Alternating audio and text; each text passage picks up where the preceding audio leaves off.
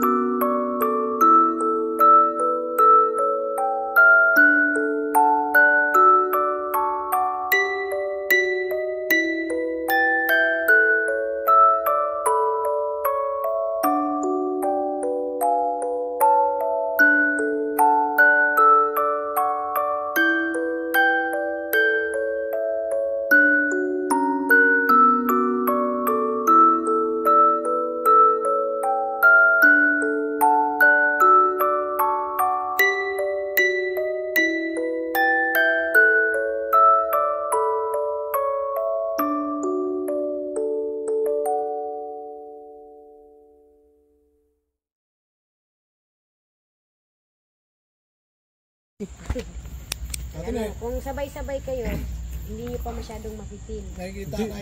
Hindi pa kami nagsasabay-sabay. Nakikita ko lang sa TV dati to eh. Oo, sa TV. Pero TV lang ako. Kahit 1932. Kahit yung Clark, pangarap kong puntaan dati ngayon, napuntahan ko na. Meron pa dito yung mga Eco Park. Yun din. Marami din. Kasi maraming, yung para pasyalan ng mga Pampanga. Tapos maraming mga grasya din, nagpaparamdam. Ay, parang Bukas yan. And guys, nandito na tayo sa loob ng ng veranda ng Villa Epipania. Ngayon guys, kung makikita ninyo, sobrang laki niya. Sobra talagang laki guys dito. Kung makikita ninyo na mapasukin nyo ito, siguro aabutin kayo ng medya pag naikot to ito. So ayun guys, ito yata yung pinakapintuan. Kasi kung makikita ninyo, talaga siya, talagang sealed. So tinanggal na siguro ito guys. Hindi ko alam kung ano yung nito So, ayan po.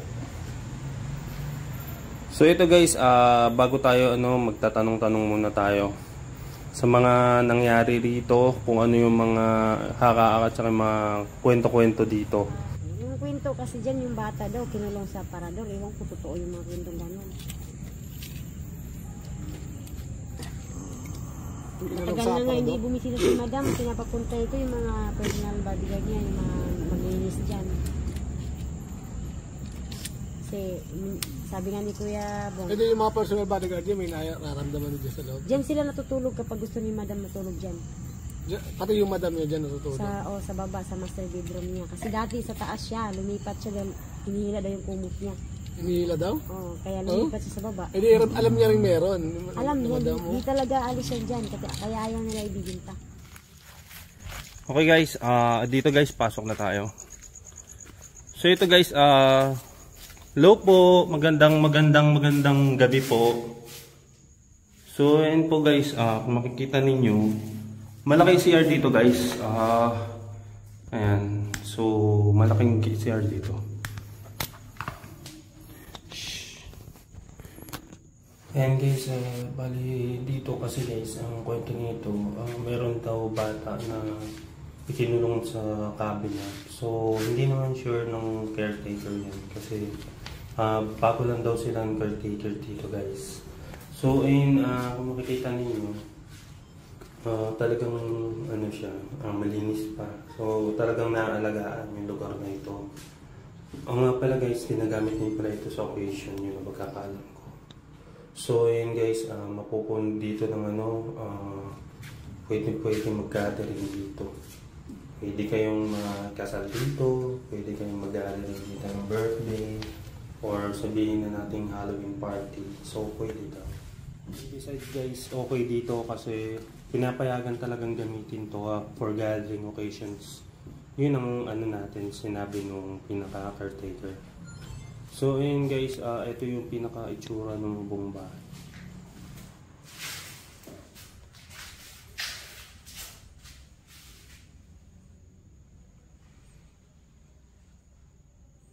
Okay guys, ayan guys. Dito tayo guys, kung makikita ninyo. So, ito guys, ito yung So, first floor to guys ng Villa Epipania. So, ayan guys, may mga gamit pa dito guys. So, ayan yun. Kung makikita ninyo, talagang fully furnished pa to eh. So, ibig sabihin, pwede pa siya talaga matirahan. Pwede siguro sa mga occasions, like mga gatherings, tawag dito yung mga hunted gatherings, mga ayan, dito guys is kung makikita ninyo, tawag dito, ayan, so ito guys may mga artisan tarita. Tapos ito guys, parang may hagdanan dito sa ilalim.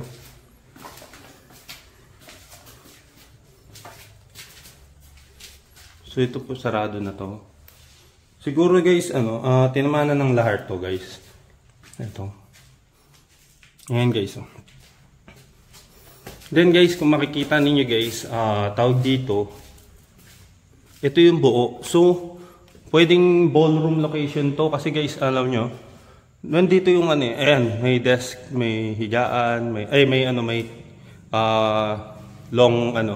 long dining table guys na may bilang 1, 2, 3, 4, 8, 16, 17, 18. So napakalaking pamilya guys.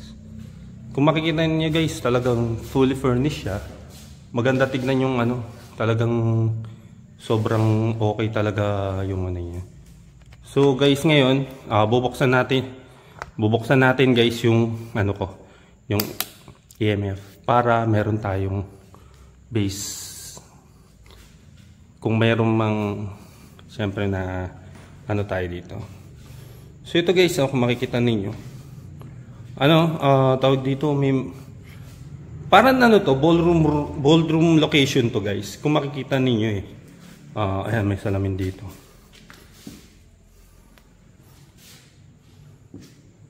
Ayan. So ayan guys, sinarado na nila guys, pinevent na nila yung pagiging kung makikita ninyo guys, may bakal na siya. So ayan. So ito guys, pati mga pintuan, bintana, 1953 ba ito? 1953 guys na na tawag dito, in-establish tong lugar na to. So ayan guys, kung makikita ninyo, talagang talaga siya. So ayan, ito guys yung piano. So alam ko buo pa yung pyesa na ito. Ayan. So buo pa nga yung pyesa. Tsaka guys, mukhang mukhang ivory to. Ay hindi, matigas na to Ito.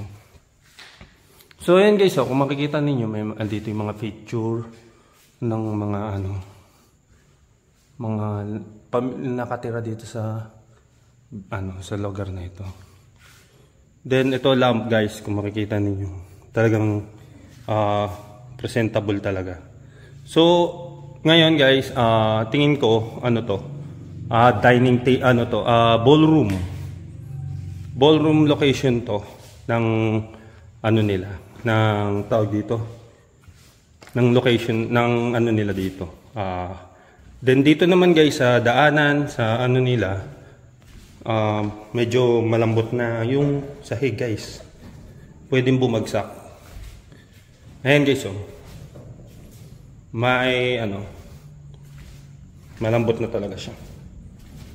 So ito guys, ang galing, may dito, sink, kitchen sink. So guys, ibig sabihin guys is okay siyang, ang ganda ng pagkaplano dito sa lugar na to. So ayan, napaghandaan talaga na pwedeng maging elegant yung so ayan, may mga chandeliers pa. Tapos ito may sombrero rito guys. So abaka siguro to guys. Sa mga hindi nakakaalam guys, ang abaka pinamatibay na maganda na ito. Ito guys, meron parang music box yata to guys, or drawer ng na to, ng cabinet na to. Then to guys, kung makikita ninyo guys, may mga chandeliers din. So okay pa guys pang mga gatherings. So yan, may mga puan, kompleto talaga sila. So ito naman guys, may pintuan dito, kaso nga lang ito sarado na rin to. Tsaka guys, ayan guys, may mga, ito guys siguro may mga ads sila. Ginagamit nila na may ads sila para maging maging tawag dito, presentable. Ito na ito yung picture. So ayan guys, may mga pa dito.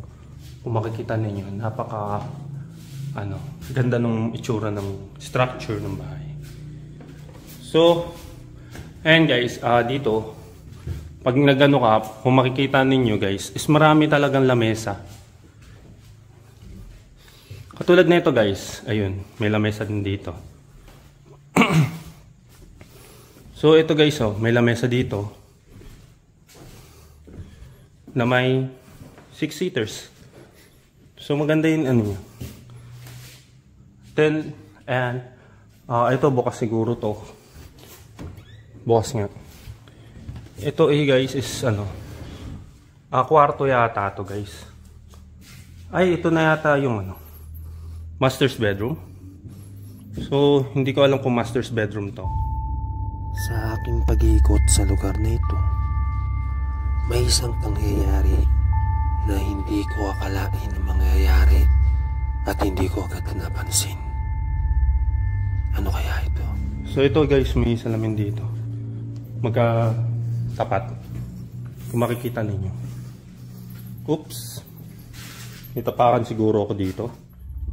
Habang naglalakad ako, may isang sipsip na narinig. Ngunit hindi ko napansin. At iba ang inakala ko. Ngunit narinig lang ako sa midset, pero okay lang yan.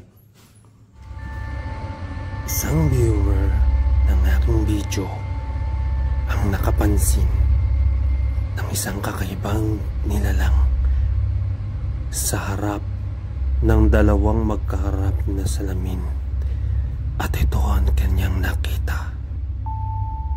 Isang babae sa salamin ang nakita ng isang netizen. Totoo kayang maligno ito? Kayo na ang humusga. Okay guys, ito guys, may mga antigo to guys ha. Antigo yung mga lugar, mga gamit nila dito. So ayan. Okay guys, mukhang mahina na yung ilaw ko, so gamit muna ako ng then papalit ako ng battery. Wait lang kayo guys. Papalit na ako ng battery guys, para so pinagandaan ko to guys kasi in case of emergency na mamatay yung ilaw, may magamit ako na na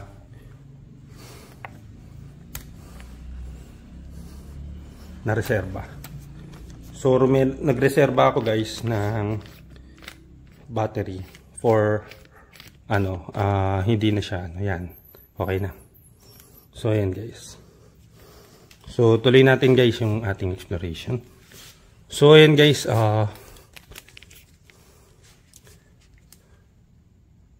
ayan. Dito guys is ito yung hagdanan na maliit. Meron pa dito guys. Ito kwarto din. Ay, kwarto siguro ng mga anak niya to. So ayan guys, ayon naman sa EMF is may 3 bars. Pero okay lang. Ayan guys, kung makikita ninyo. So tanggalin ko muna itong ilaw ko sa sa dibdib. Para kasi yung ginagamit ko in case of na malobat ulit ako. Kasi dati ilang beses na ako nalobat eh. So ayan guys, meron National Geographic na guys, puzzled. Ito guys, mga dito is tingin ko worth. May mga prices na talagang na talaga siya. Vintage na talaga siya. Like this guys. So ayan guys, may Black Nazarene at saka si Holy Mary. Ayan. So ayan guys, dito ito yung corridor guys. May corridor dito eh. Ito sarado kaya tate. Sarado. So ito guys, may corridor dito guys. So may kama din dito guys. Meron din Ayan guys, may mga siguro may nakatira na dito guys. Kasi kung nakita ninyo, hindi, matagalan na din tong siguro na to. So ito guys may mga cabinet pa dito. So ayan, kung makikita ninyo, talagang siya, ganda yun niya, ganda yung paggagawa sa kanya. Siguro puro antigo na to guys. So ayan. So ito nga, nice guys, wow! Ang laking CR guys. So kung makikita ninyo guys, talagang talagang shower. So ayan, may mga tabog, may pa. So ayan.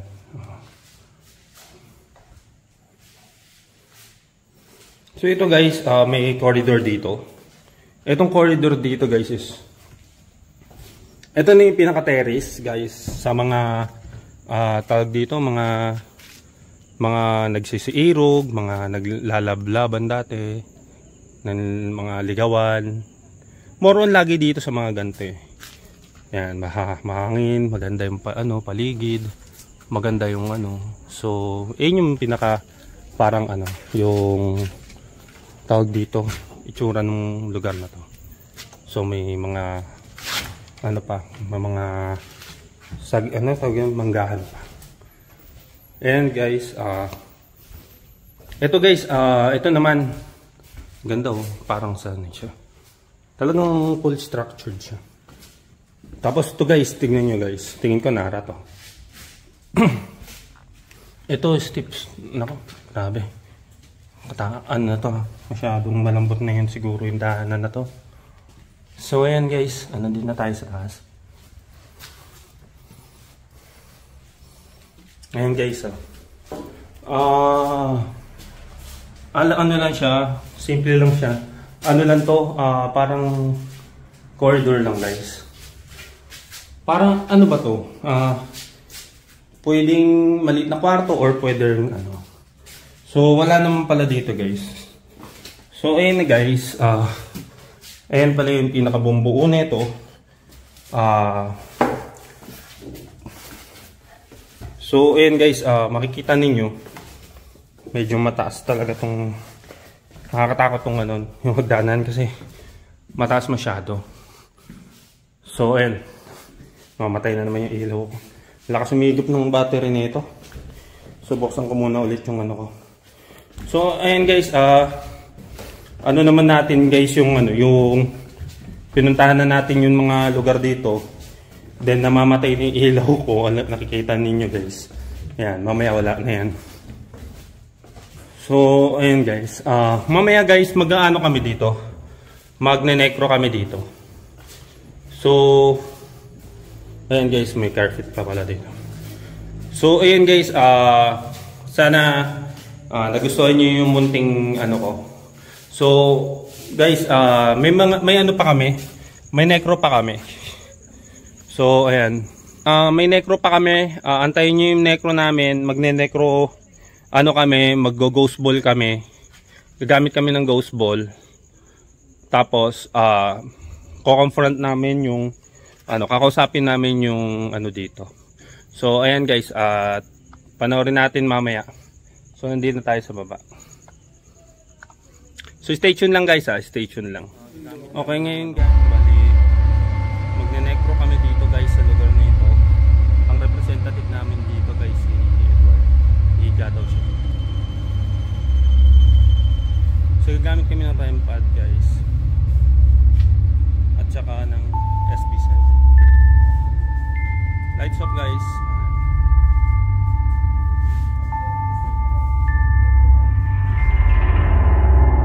Necro. Wala, pala ko SB7 gagamitin natin. Naka-JJ yung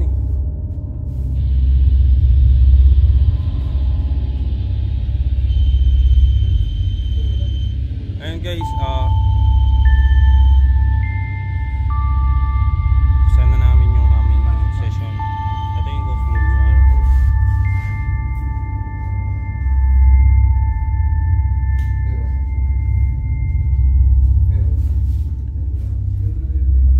Meron?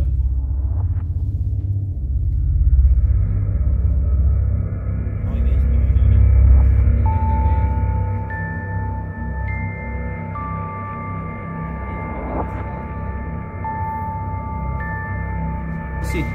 oh, binuksan na. Dito tayo Dito tayo mag-estes. Guys, dito kami mag-estes. Kasi kanina talaga, promise, nakalak to. Ang init dito, grabe. Dito tayo mag-estes.